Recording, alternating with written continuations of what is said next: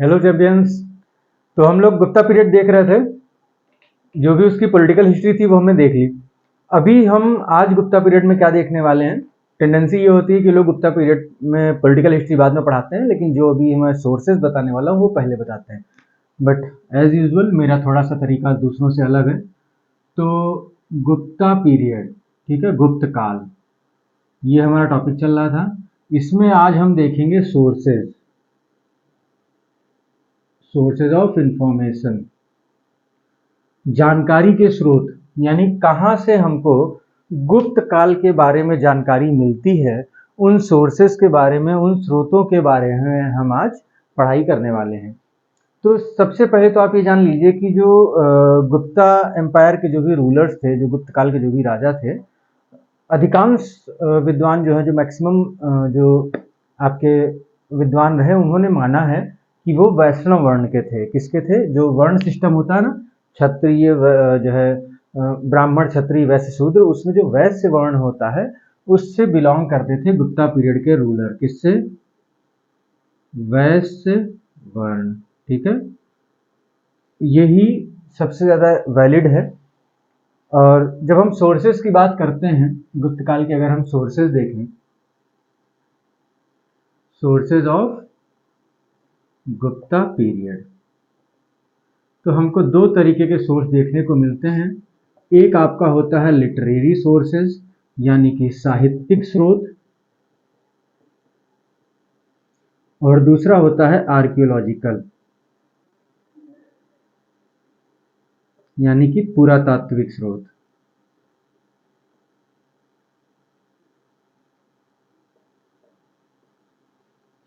दो प्रकार के सोर्सेस हमको देखने को मिलेंगे। तो सबसे पहले हम शुरुआत करते हैं लिटरेरी सोर्सेज से, ठीक है। सबसे पहले हम क्या देखेंगे? लिटरेरी सोर्सेज को।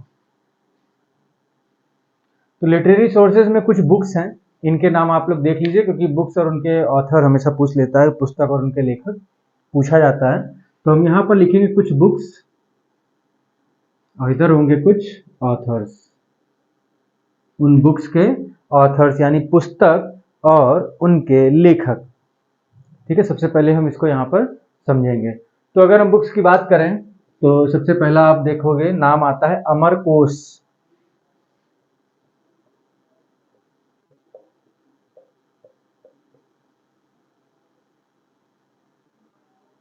अमरकोश, तो अमरकोश के ऑथर हैं अमर सिंह। कौन है? अमर सिंह। ये बुक्स और इनके आपके ऑथर याद रखने होंगे। इसके बाद एक आता है सिंहासन बत्तीसी।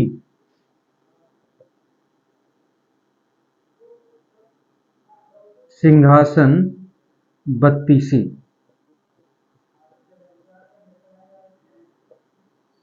तो जो सिंहासन बत्तीसी है, इसके अगर हम ऑथर की बात करें सिंहासन बत्तीसी के, तो वो है वेताल भट्ट।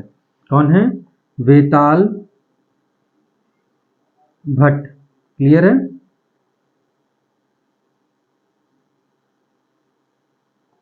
इसके बाद अगली बुक नोट कर लीजिए, सुश्रुत संहिता।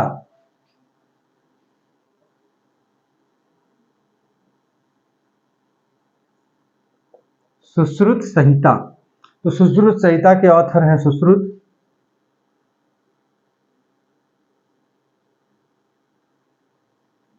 सुश्रुत संहिता के ऑथर कौन हो गए? सुश्रुत हो गए। सुश्रुत कौन थे? He was the famous doctor of Gupta age. Gupta काल के एक प्रसिद्ध चिकित्सक थे। कौन? सुश्रुत, ठीक है। इसके बाद अगली बुक है चंद्र व्याकरण। अगली बुक का नाम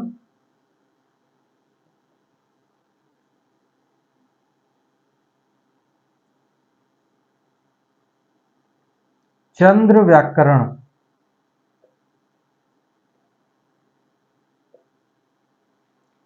इस बुक के अगर हम ऑथर की बात करें तो यह है चंद्र गोमिन। कौन है?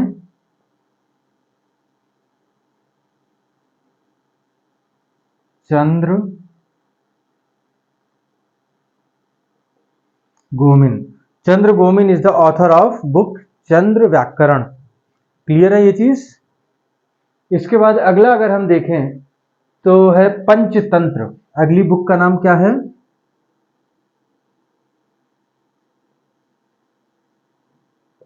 पंचतंत्र। और पंचतंत्र के ऑथर हैं Vishnu Sharma. Vishnu Sharma is the author of Panchatantra. अगली अगर हम बुक देखें तो वो है स्वप्न वासव दत्तम और 13 नाटक। यहाँ पे दो बुक्स हैं, स्वप्न वासव दत्तम एंड दूसरी है 13 नाटक।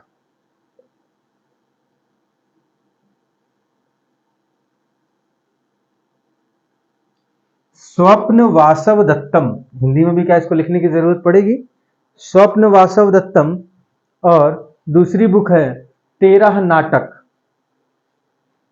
इसको हम यहाँ पे हिंदी में लिख दे रहे हैं जिससे आप लोगों को दिक्कत ना हो। स्वप्न वासव दत्तम, और ये तो 13 नाटक है, ठीक है। इसके ऑथर अगर आप देखें तो वो हैं भास। कौन है? भास।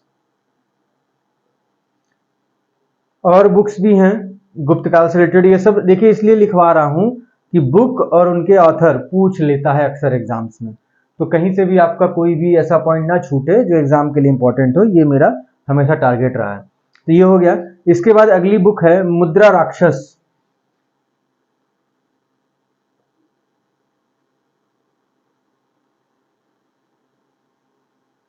मुद्रा राक्षस और देवी चंद्रगुप्तम।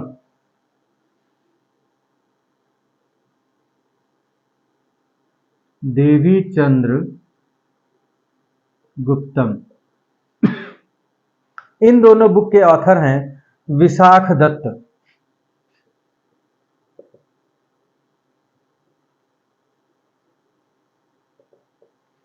विशाख दत्त, ये फ्रेम से बाहर तो नहीं हो गया?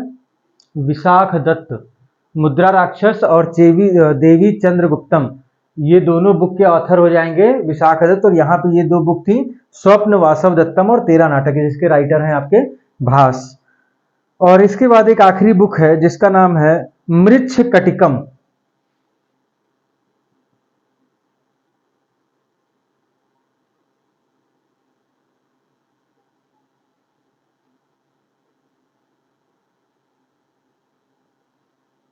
मृच्छ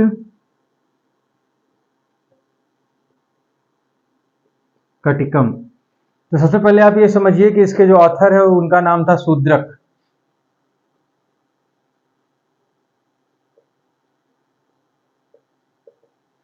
ऑथर कौन हो गए? शूद्रक। और मृच्छ कटिकम का मीनिंग क्या होता है? तो the toy cart of clay, यानी कि मिट्टी की खिलौना गाड़ी।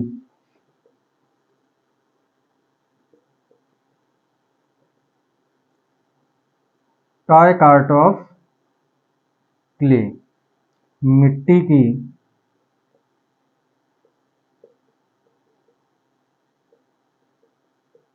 खिलौना गाड़ी, ठीक है। इसको नोट डाउन कर लीजिए। वैसे तो आप लोगों ने, मैंने बहुत आराम से बोला है फिर लिखा है, तो आप लोगों ने सब नोट डाउन किया होगा। बट अगर कहीं पर भी आपने नहीं नोट डाउन नहीं किया है तो आप अब नोट कर लीजिए वीडियो पॉज करके, और या फिर जो है स्क्रीनशॉट ले लीजिएगा, ठीक है। फिर हम आगे बढ़ते हैं। अभी आपके लिटरेरी सोर्सेज ही चल रहे हैं, ये सारी बुक्स जो हैं आपकी ये रिलेटेड हैं गुप्ता पीरियड से। और ये देवी चंद्रगुप्तम के बारे में हम आपको बता चुके हैं। आई होप आप लोगों को याद होगा। जिनको याद है वो कमेंट बॉक्स में बताएं देवी चंद्रगुप्तम के बारे में मैंने क्या बताया है लास्ट लेक्चर में। तो आगे बढ़ते हैं और हम देखेंगे कालिदास के बारे में।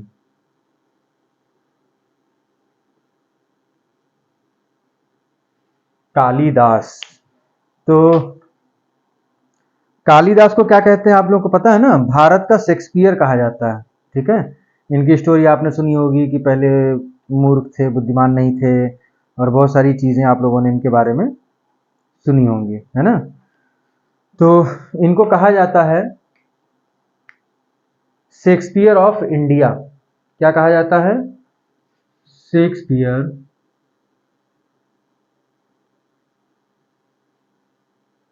Of India.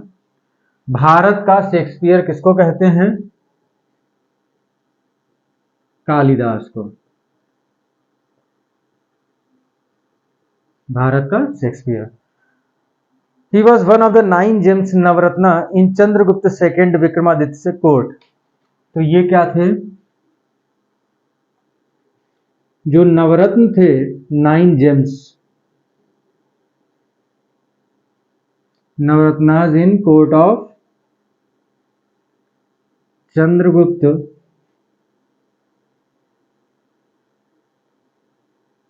सेकेंड विक्रमादित्य। जो नवरत्न थे उनमें से ये एक थे, one of the navratna, one of navratnas in court of Chandragupta second Vikramaditya. Clear है ये चीज? आई होप यहां तक सारी चीज बातें आपको बहुत स्लोली मैंने बताई हैं तो समझ में आई होंगी। इसके बाद हम देखेंगे चंद्रगुप्त विक्रमादित्य जो थे उन्होंने कुंतल रूलर, जो कुंतल नरेश थे जिनका नाम था कुकुस्थ वर्मन, उनके पास एक राजदूत भेजा था। किसको भेजा था पता है आप लोगों को? कालिदास को। ठीक है, तो इन्होंने कालिदास को चंद्रगुप्त विक्रमादित्य ने, किसने? चंद्रगुप्त विक्रमादित्य ने एज ए एम्बेसडर भेजा था। ठीक है, went as a ambassador of Chandragupta Vikramaditya, went as a ambassador of Chandragupta Vikramaditya in the court of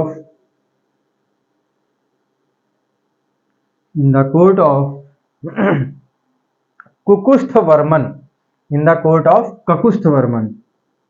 इसको ध्यान से लिखिएगा।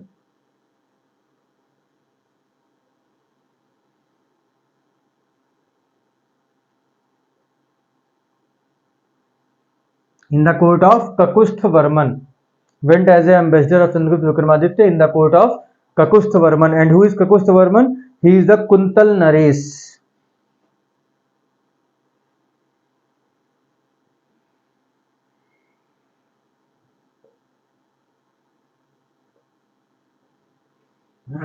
कुंतल नरेश थे ककुस्थ वर्मन, वहां पर राजदूत के रूप में चंद्रगुप्त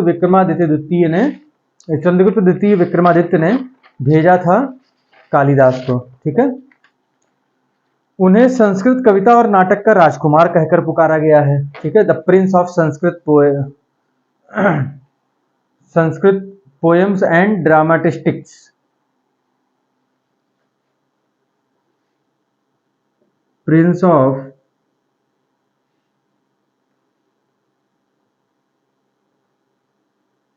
संस्कृत पोएम्स एंड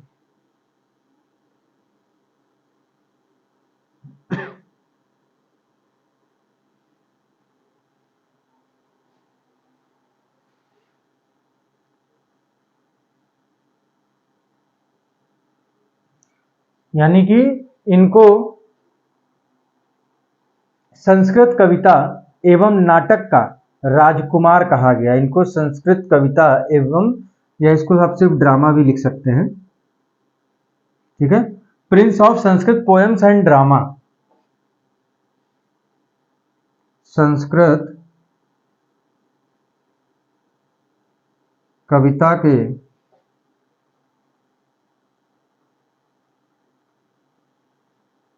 संस्कृत कविता एवं नाटक के राजकुमार।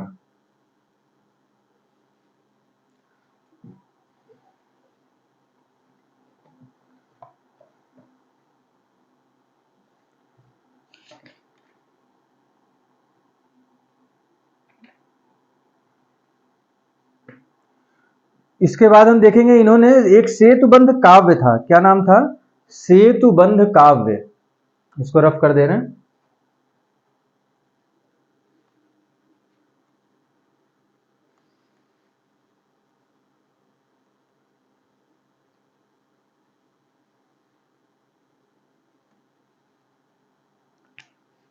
इन्होंने क्या किया, एक सेतुबंध काव्य है।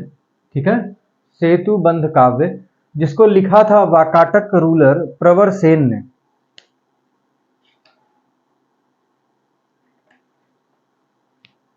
एक सेतुबंध आपका महाकाव्य मतलब काव्य है, सेतुबंध, रिटन बाय प्रवर सेन सेकेंड।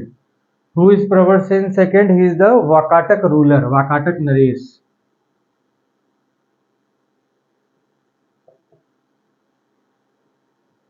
वाकाटक नरेश हैं प्रवर सेन सेकेंड, उन्होंने ये बुक लिखी थी, सेतुबंध काव्य लिखा था उन्होंने। क्या था इसमें? तो सेतुबंध काव्य में वही मतलब इसका अगर मीनिंग अगर आप समझें तो उस पुल का निर्माण जिसके द्वारा रामचंद्र की सेना श्रीलंका पहुंची, ठीक है। तो जो रामचंद्र जी लंका गए थे, जो उनकी सेना लंका पहुंची थी, उसके लिए जिस पुल का उपयोग किया गया उस पर आधारित ये एक काव्य है जिसको हम बोलते हैं सेतुबंध काव्य, जिसको लिखा था प्रवर सेन सेकेंड ने, जो कि आपके वाकाटक रूलर हैं। इसका इन्होंने परिष्कार किया। परिष्कार का मतलब समझते हैं? परिष्कार का मतलब होता है सोफिस्टिकेशन या रिफाइनमेंट, मतलब उसमें कुछ सुधार करना, ठीक है। तो कालिदास ने क्या किया था इसमें?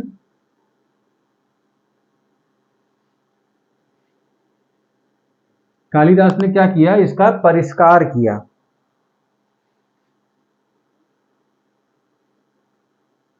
परिष्कार का मतलब होता है सुधार करना, ठीक है। तो इसको हम क्या बोलेंगे इंग्लिश में? सोफिस्टिकेशन या रिफाइनमेंट।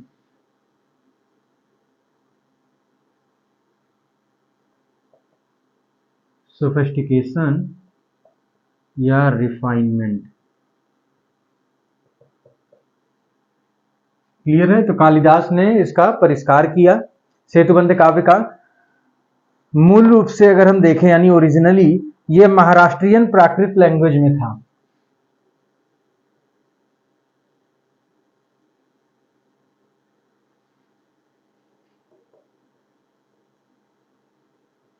महाराष्ट्रियन प्राकृत भाषा, मूल रूप से महाराष्ट्रियन प्राकृत लैंग्वेज में था।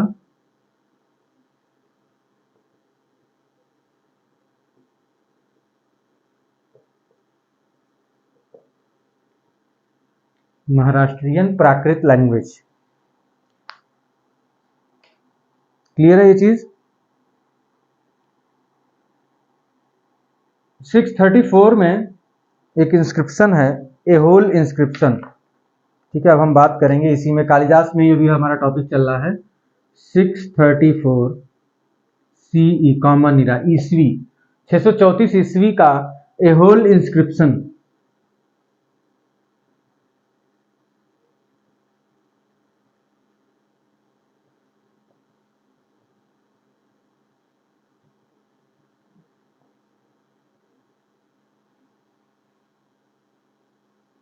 छह सौ चौंतीस में था एहोल इंस्क्रिप्शन। पहले एहोल इंस्क्रिप्शन के बारे में बात करते हैं, फिर और हम इसके बारे में बताएंगे कि हम यहाँ पे क्यों बता रहे हैं, ठीक है। तो सबसे पहले तो ये जान लीजिए कि जो एहोल इंस्क्रिप्शन है ये कर्नाटक में एक मेगुती जैन टेम्पल है, ठीक है, वहां पर ये मिलेगा आपको, ठीक है। ये कहाँ मिलेगा? ये है आपका मेगुती जैन टेम्पल, मेगती जैन मंदिर, कर्नाटक। मेगुती जैन टेम्पल कर्नाटक में आपका एहोल इंस्क्रिप्शन है, एहोल अभिलेख, जो कि 634 ईस्वी का है। इसको एहोल प्रशस्ति के नाम से भी जाना जाता है।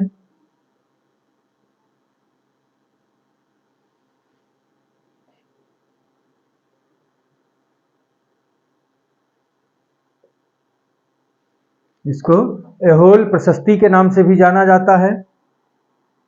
इसको किसने कंपोज किया था, मतलब किसने लिखा था, और इसमें क्या है? तो ये 19 लाइन का संस्कृत इंस्क्रिप्शन है 19 लाइन संस्कृत इंस्क्रिप्शन, 19 पंक्तियों का संस्कृत अभिलेख है एहोल अभिलेख, और it is composed by Jain poet Ravi कृति।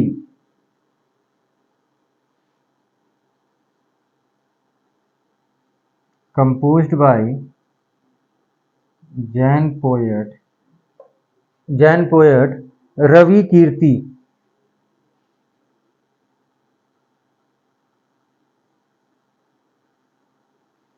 रवि कीर्ति एक जैन कवि हैं जिन्होंने एहोल अभिलेख लिखा है, उत्कीर्ण किया है। और ये किससे रिलेटेड है? तो एहोल इंस्क्रिप्शन रिलेटेड है चालुक्य रूलर पुलकेशिन द्वितीय से, रिलेटेड टू चालुक्य रूलर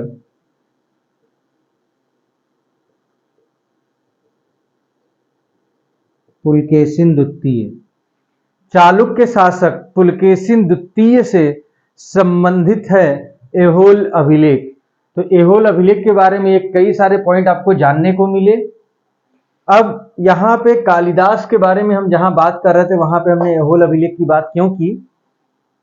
क्योंकि एहोल अभिलेख में कालिदास को एक महान कवि के रूप में लिखा गया है। ठीक है, कालिदास जो थे वो एक महान कवि हैं, ऐसा इसमें लिखा गया है। Kalidas is a great poet, it is encrypted in Aihole inscription. ये लिखा गया है एहोल अभिलेख में। क्लियर है? 7 प्रमुख कृतियां हैं कालिदास की, उनको भी हम देख लेते हैं। ये इतना नोट डाउन हो गया होगा तो ठीक है, नहीं तो पॉज करके नोट डाउन कर लीजिए, चाहे स्क्रीनशॉट ले लीजिए।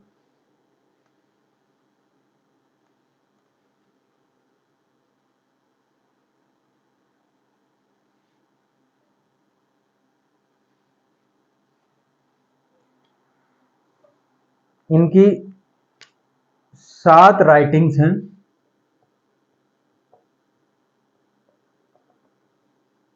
इनमें से 4 इनकी पोएट्रीज हैं। ठीक है, 4 पोएट्री हो गई और 3 हो गए प्ले। तो सबसे पहले हम पोएट्रीज की बात करते हैं। तो सबसे पहले आपका नाम आएगा रघुवंशम।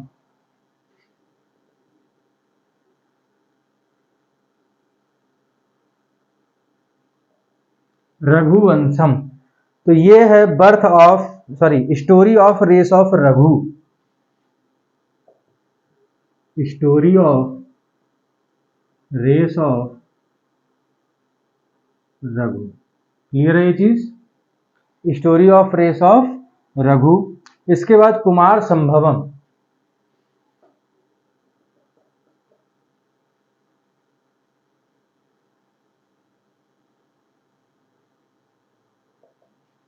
तो कुमार संभवम जो है वो है birth of the war God.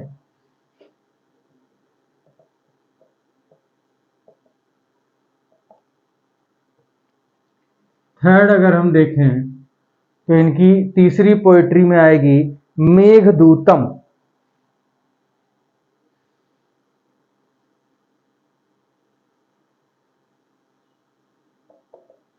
Cloud messenger. और फोर्थ एंड लास्ट इनकी पोएट्री है ऋतु संहारम।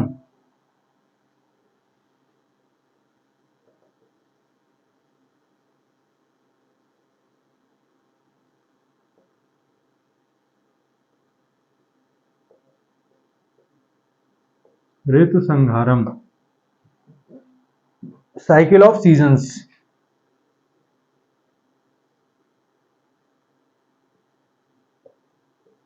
ये हो गई 4 इनकी पोएट्री। ये नाम आपका देखना है, रघुवंशम, कुमार संभवम, मेघदूतम और ऋतु संहारम। अब यहाँ पे देखिए क्वेश्चन कैसे बन जाता है। पहला तो एक क्वेश्चन पूछने का तरीका यही हो जाएगा कि वो ये 4 में से कोई एक दे देगा ऑप्शन में। वो कहेगा कि इनमें से कौन सी कालिदास की राइटिंग है, कौन सी कालिदास की रचना है। दूसरा वो क्या करेगा, वो ये भी पूछ सकता है कि कुछ 3-4 नाम देगा जिसमें से एक आध ये भी होंगे और कहेगा इनमें इन चारों में से कौन सा पोएट्री है, ठीक है, या कौन सा प्ले नहीं है, या ऐसे कई सारी चीजें वो पूछ सकता है। तो ये 4 पोएट्रीज हैं, याद रखनी होंगी आपको। ठीक है, इसके बाद हम बात करते हैं प्ले की। तो प्ले में इसका आएगा सबसे पहले, इनका है मालविकाग्नि मित्र। सबसे पहले कौन सी है? मालविकाग्नि मित्र। क्लियर है ये चीज? और जो मालविकाग्निमित्र है, इसको कहा जाता है कि it is the first play of Kalidasa. ठीक है, मालविकाग्निमित्र जो है किससे रिलेटेड है? Friendship of Malavika and Agnimitra, ये रिलेटेड है फ्रेंडशिप ऑफ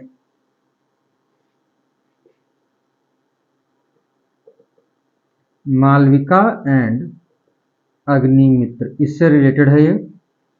ठीक है, और ये कहा जाता है फर्स्ट प्ले, ये इनका पहला नाटक था। इसके बाद दूसरा अगर हम बात करें, दूसरा है विक्रमोवर्षियम। क्या है? विक्रमोवर्षियम।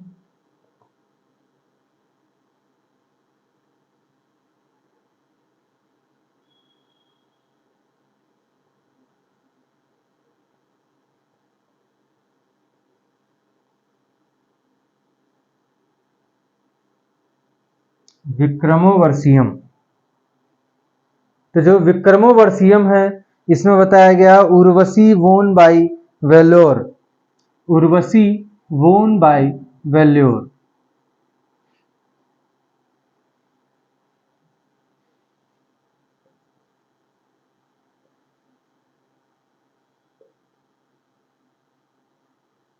और ये इनका लास्ट प्ले था, आखिरी नाटक।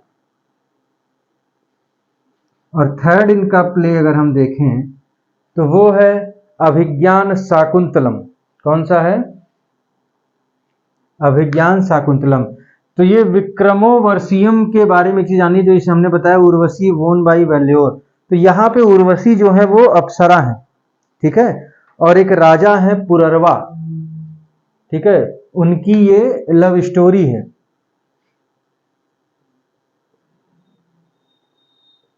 Love story of Urvashi and king Pururava. राजा पुररवा और उर्वशी की प्रणय कथा यानी कि लव स्टोरी। ठीक है, यहां पे, और ये इनका लास्ट प्ले था। इसके बाद अगला आता है Abhijnana Shakuntalam.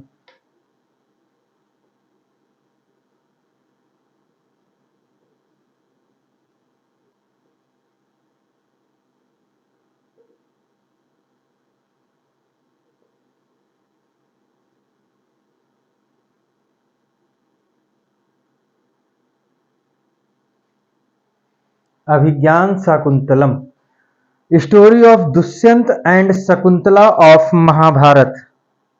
Story of Dushyant and Shakuntala of Mahabharat. जो महाभारत के समय में दुष्यंत और शकुंतला थी, उनकी ये कहानी है। ठीक है,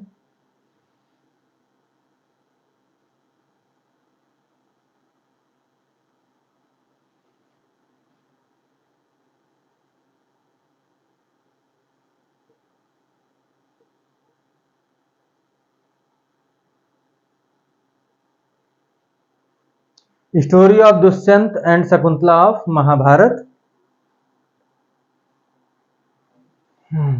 और कुछ इसमें ऐसा खास होता है तो हम बताते हैं। ये इनकी जो है सबसे ज़्यादा प्रसिद्ध राइटिंग रही है। ये कालिदास की पहली बुक थी जिसका इंग्लिश में ट्रांसलेशन किया गया। जो अभिज्ञान शाकुंतलम है, ये इनकी पहली, इनका पहला लेख या पहली राइटिंग या पहली कृति जिसका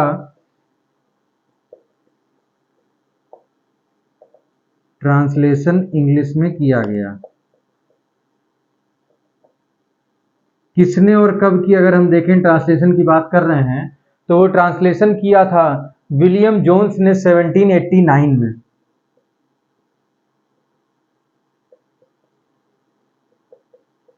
विलियम जोन्स ने 1789 में अभिज्ञान शाकुंतलम का अंग्रेजी में अनुवाद किया। और जो कालिदास की ये रचना थी, उसने अफेक्ट किया कॉस्ट, जो कि एक जर्मन साहित्य है, कॉस्ट, जिसके लेखक हैं गेटे।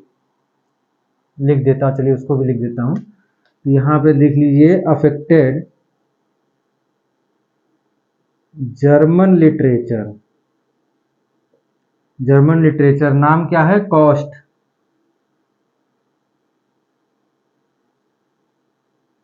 और इसके ऑथर, अगर आप इसके ऑथर की बात करें तो वो हैं गेटे। स्पेलिंग लिखने में है आपकी GOETHE, लेकिन इसको पढ़ते हैं गेटे। गेटे was a German scholar and his writing was cost, which was inspired by, or you can say affected by, अभिज्ञान शाकुंतलम। इसके बाद हम बात करेंगे कामंदक की। ठीक है, अगले हमारे जो विद्वान हैं, लेखक हैं, साहित्यकार हैं, कामंदक हैं, उनके बारे में बात करेंगे। इसको आप चाहे स्क्रीनशॉट ले लें, चाहे इसको पॉज करके आप वीडियो लिख लें, फिर हम आगे बढ़ते हैं।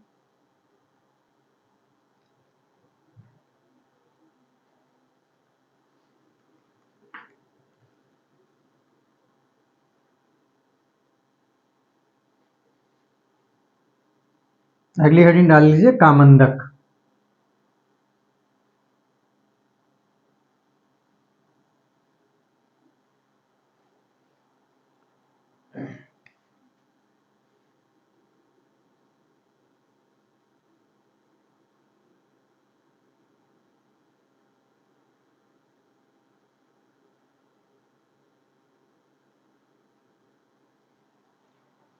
तो जैसे आपने पढ़ा इससे पहले कि चाणक्य ने अर्थशास्त्र लिखा था, पढ़ चुके हैं हम लोग मॉडर्न पीरियड में। वैसे ही इन्होंने नीतिसार ग्रंथ लिखा। कामंदक ने क्या लिखा था? नीतिसार। नीतिसार,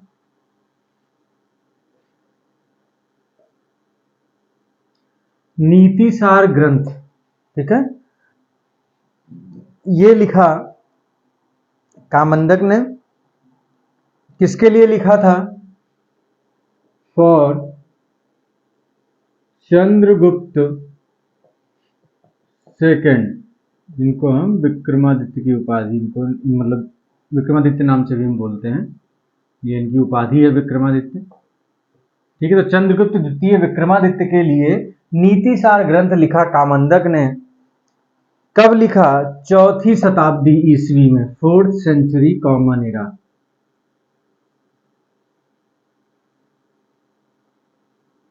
चौथी शताब्दी ईस्वी में लिखा गया नीतिसार ग्रंथ। इट वॉज बेस्ड ऑन अर्थशास्त्र ऑफ चाणक्य। ये किस पे आधारित था? चाणक्य की अर्थशास्त्र पर आधारित था। क्लियर है ये चीज? इट वॉज बेस्ड ऑन अर्थशास्त्र ऑफ चाणक्य। इसमें क्या चीजें बताई गई हैं? सबसे पहले तो राज्य का सप्तांग सिद्धांत। क्या बताया गया है? राज्य का सप्तांग सिद्धांत, saptanga theory of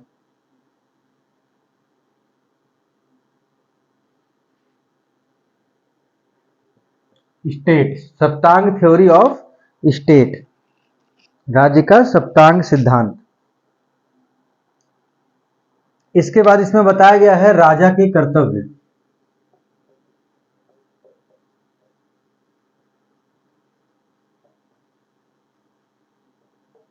duties of ruler.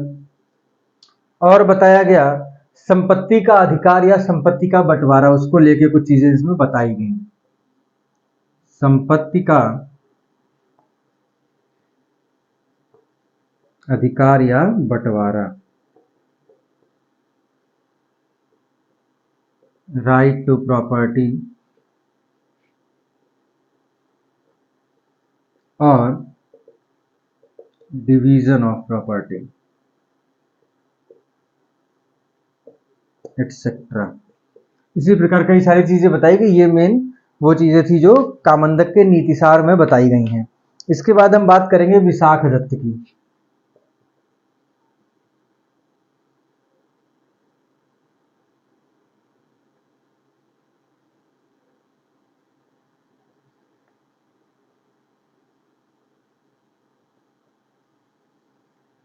Vishakh Dutt. तो विशाख दत्त जो है वो 5th सेंचुरी इस कॉमन इरा यानी कि 5वीं शताब्दी ईस्वी के थे। He was of 5th century CE, 5वीं शताब्दी ईस्वी। And he is the author of Mudra Rakshasa and देवी चंद्रगुप्तम। वो बुक तो हमने आपको इससे पहले बताई है ना, इससे पहले में आपने जहाँ पे बुक लिखी थी वहां पे क्या इनकी आपने दोनों बुक देखी थी, मुद्रा राक्षस और देवी चंद्रगुप्तम। हम यहाँ पे बात करेंगे मुद्रा राक्षस के बारे में।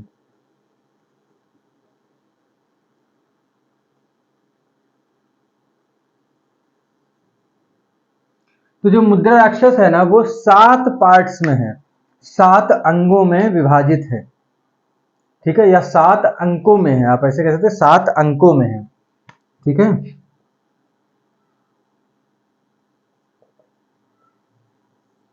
सात एपिसोड कह लो आप, 7 चैप्टर्स कह लो, 7 पार्ट कह लो, तो ये टोटल 7 अंकों में है मुद्रा राक्षस। और ये आपकी जो चाणक्य है और जो नंद के मंत्री हैं राक्षस, उनके बीच का जो पॉलिटिकल कॉन्फ्लिक्ट था उसको लेके लिखा गया है, ठीक है। इसमें क्या है, पॉलिटिकल कॉन्फ्लिक्ट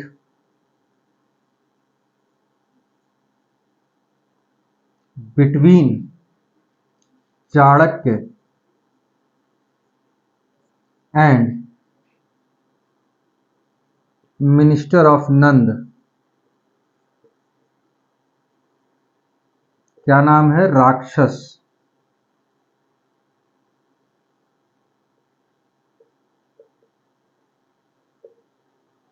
तो जो नंद है, मतलब नंद डायनेस्टी के जो रूलर हैं, उनके मिनिस्टर हैं राक्षस और इधर है चाणक्य। इन दोनों के बीच में जो राजनीतिक संघर्ष होता है, जो पॉलिटिकल कॉन्फ्लिक्ट होता है, उसके बारे में लिखा गया है मुद्रा राक्षस में, ठीक है। और इसमें लास्टली क्या होगा, राक्षस जो है वो हारेंगे और चाणक्य जो है वो जीतेंगे, ठीक है। जो राक्षस है वो हार जाएगा। राक्षस कौन है, नंद का आपका मिनिस्टर है, मंत्री है, और चाणक्य यहाँ पे क्या होंगे, राक्षस को हरा देंगे इस राजनीतिक कॉन्फ्लिक्ट में। This is the only book of Sanskrit literature which is a political play. एकमात्र संस्कृत साहित्य का ऐसा ग्रंथ या संस्कृत साहित्य की ऐसी पुस्तक जो कि एक राजनैतिक नाटक है। One and only Sanskrit political play.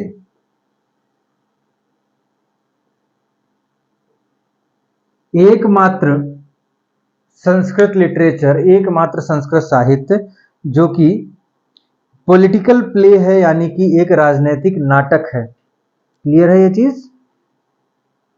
और इसमें क्या है, it is also known as the India's first spy book in Sanskrit. India's first spy book in Sanskrit. Sanskrit भाषा में भारत का पहला जासूसी ग्रंथ कहा जाता है किसको, मुद्रा राक्षस को। क्लियर है ये चीज। इसके बाद हम बात करेंगे देवी चंद्रगुप्तम के बारे में। किसके बारे में बात करेंगे, देवी चंद्रगुप्तम।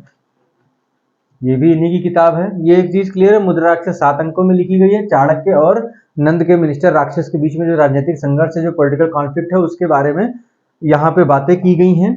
और इसमें लास्ट में इस कॉन्फ्लिक्ट में कौन जीतेगा, चाणक्य जीतेंगे, राक्षस हारेगा। और ये केवल एकमात्र संस्कृत साहित्य का ऐसा ग्रंथ है जो कि एक राजनीतिक नाटक है, यानी कि एक पॉलिटिकल प्ले है। और ये इंडिया का पहला स्पाई बुक है जो कि संस्कृत में लिखी गई है, ठीक है। भारत का पहला जासूसी ग्रंथ संस्कृत भाषा में कौन सा है, तो वो आपका हो जाएगा मुद्रा राक्षस। अब हम बात करेंगे देवी चंद्रगुप्तम के बारे में।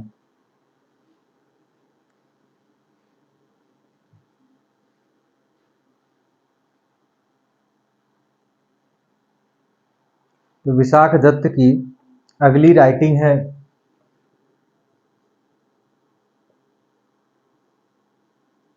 देवी चंद्रगुप्तम।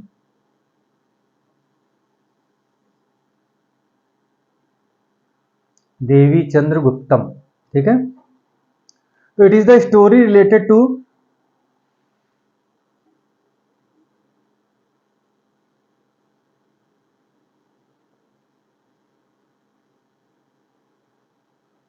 ये किन से रिलेटेड स्टोरी है? तो सबसे पहले आप देखेंगे रामगुप्त से रिलेटेड है।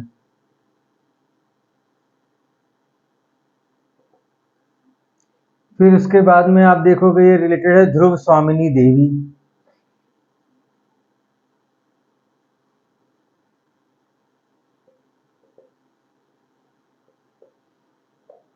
ध्रुव स्वामिनी देवी और चंद्रगुप्त सेकंड विक्रमादित्य।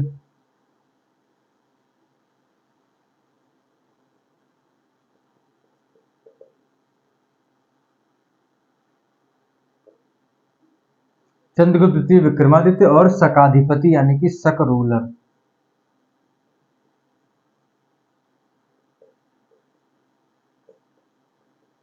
आपको याद होगा जब हम रामगुप्त के बारे में पढ़ा रहे थे तो हमने बताया था कि रामगुप्त की जो है वाइफ थी ध्रुव स्वामिनी देवी, जो कि बहुत ज़्यादा सुंदर थी, और जो शक रूलर थे शकाधिपति वो उनसे सम्मोहित हो गए और उनको पाने के लिए उन्होंने इस पे गुप्ता पीरियड में जो है क्या किया, आक्रमण की बात की गुप्ता एम्पायर पे। फिर रामगुप्त जो थे उन्होंने अपनी बीवी को देने का दे दिया कि भैया ठीक है आक्रमण ना करो, हम जो है अपनी बीवी दे दे रहे हैं। लेकिन इनके छोटे भाई हैं रामगुप्त के चंद्रगुप्त द्वितीय विक्रमादित्य, ये क्या करते हैं, ये जाते हैं ध्रुव स्वामिनी देवी जो इनकी रामगुप्त की बीवी हैं यानी कि इनकी भाभी, तो भाभी की जगह पे खुद साड़ी पहनकर और आभूषण वगैरह पहनकर चले जाते हैं। और वहां जब उनको शक राजा के बारे में, शकाधिपति यानी कि जो शक डायनेस्टी के रूलर हैं उनके सामने जब उनको रिप्रेजेंट किया जाता है तो वो उनको वहां मार देते हैं और अंततः उनको पूरा तरीके से मतलब जो शक डायनेस्टी को खत्म करते हुए आते हैं और आकर के वो रामगुप्त को भी मार देते हैं और फिर खुद गद्दी पर बैठ जाते हैं। तो ये पूरी स्टोरी जो है इन चारों से रिलेटेड वो आपको मिलेगी देवी चंद्रगुप्तम में। ये हमने आपको जब गुप्ता पीरियड पढ़ा रहे थे ना तब हमने आपको यहाँ पे समझा दिया था। इसके बाद हम देखेंगे विष्णु शर्मा के बारे में। किसके बारे में देखेंगे? विष्णु शर्मा।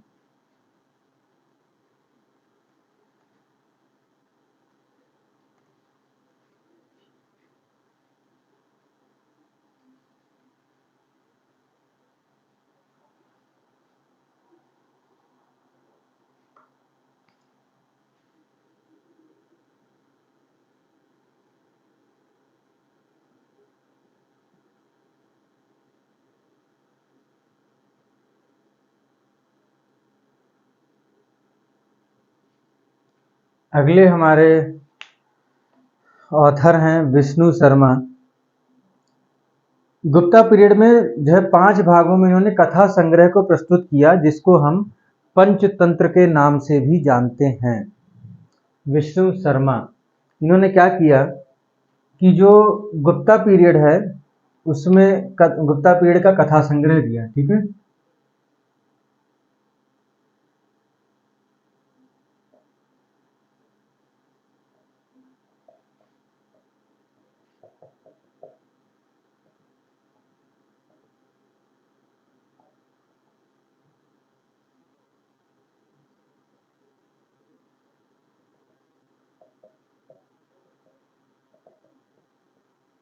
जिसको हम बोलते हैं पंचतंत्र।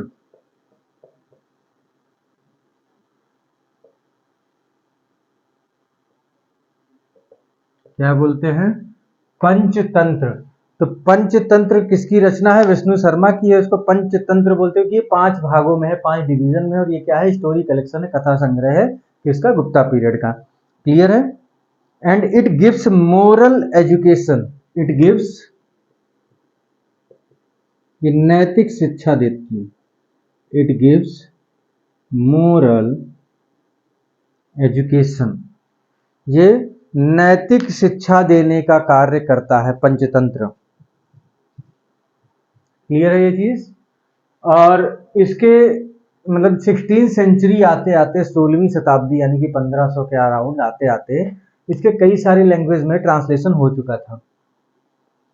लेकिन अगर हम मेनली देखें तो तो इसका जो पहला ट्रांसलेशन था पंचतंत्र का, फर्स्ट ट्रांसलेशन,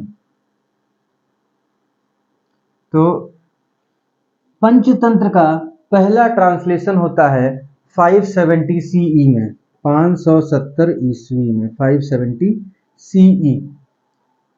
किस लैंग्वेज में? तो पहलवी लैंग्वेज, पहलवी भाषा।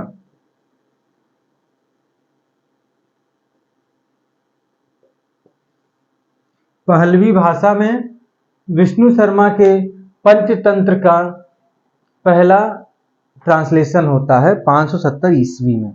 इसके बाद हम अगली बात करेंगे भास के बारे में। किसके बारे में बात करेंगे? भास।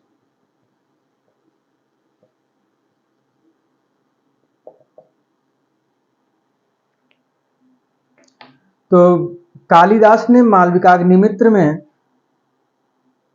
ये जो नाटककार हैं जिनका नाम है भास, उनका उल्लेख किया है। ठीक है, तो अगर आपसे क्वेश्चन ये पूछा जाए कि भास के बारे में आपको किस रचना में, किस काव्य में, किस पुस्तक में या किस लेखक की रचना में उल्लेख मिलेगा, तो आपका आंसर होना चाहिए कालिदास। और कालिदास की किस रचना में?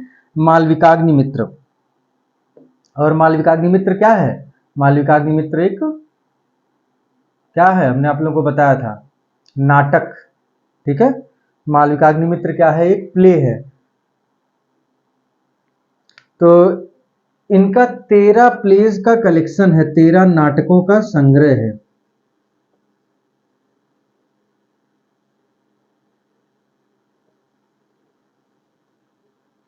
तेरह प्लेज का कलेक्शन है, 13 नाटकों का संग्रह। कहाँ मिलता है? त्रिवेंद्रम में।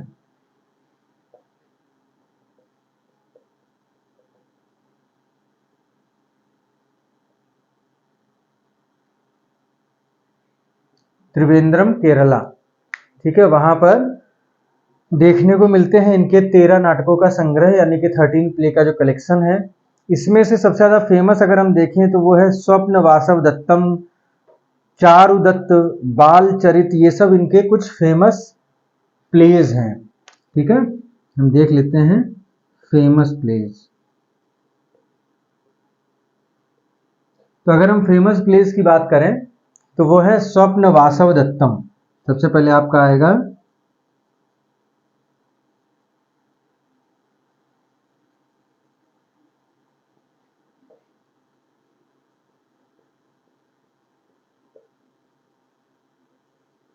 स्वप्न वासव दत्तम, हो गया। फिर आएगा चारुदत्त, फिर आएगा बाल चरित,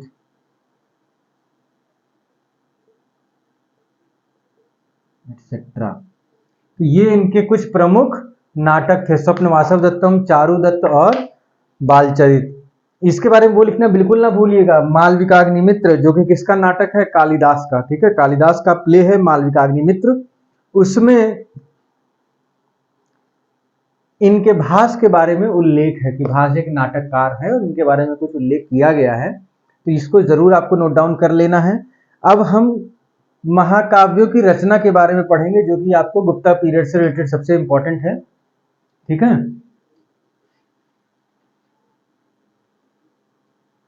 इसमें आप रामायण महाभारत के बारे में पढ़ेंगे। तो ये सारी डिटेलिंग हम आपको नेक्स्ट लेक्चर में प्रोवाइड कराएंगे, जहाँ पे हम आपको रामायण महाभारत के बारे में पूरा समझाएंगे कि महाकाव्यों की रचना कैसे हुई, किस पर आधारित रही। पुराणों के बारे में हम आपको बताएंगे और उसके साथ ही साथ हम आपको नेक्स्ट लेक्चर में, जो कल आपको मॉर्निंग में मिल जाएगा, उसमें आपको जो आपके आर्कियोलॉजिकल एविडेंस हैं, जो आपके पुरातात्विक स्रोत हैं, वो इन सभी को हम आपको आपके इस थर्ड पार्ट में कंप्लीट कर देंगे। सेकंड पार्ट आपका हो गया सभी बुक्स के बारे में, सभी जो आपके ऑथर्स थे उनके बारे में। ठीक है, सेकंड पार्ट। फर्स्ट पार्ट में आपको पॉलिटिकल हिस्ट्री पढ़ा दी और थर्ड पार्ट में आपका हो जाएगा और जो चीज़ें बची हैं, रामायण महाभारत पुराण और आपके पुरातात्विक स्रोत, यानी कि जो आपके आर्कियोलॉजिकल एविडेंसेस हैं। ठीक है, तो इतनी सारी चीज़ें हम अब तक कवर कर चुके हैं, बाकी हम देखेंगे नेक्स्ट लेक्चर में कल मॉर्निंग में। Till then have a nice day, take care. और जो भी कंफ्यूजन्स हैं आप हमको शेयर कर सकते हैं। ठीक है।